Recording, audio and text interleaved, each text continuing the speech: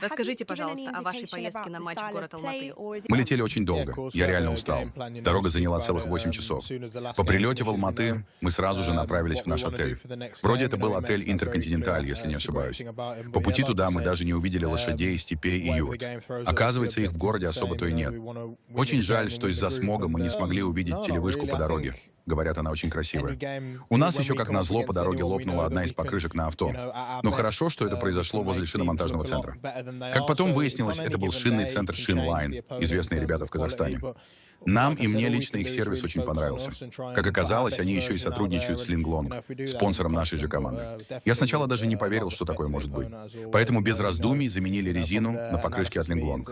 В целом у меня остались только положительные эмоции от поездки. И тем более от ребят в Шинлайн. Всем советую брать шины только у них, если вы из Казахстана. Хоть я сам и не местный, но когда речь зайдет о резине, буду заказывать через знакомых только у них.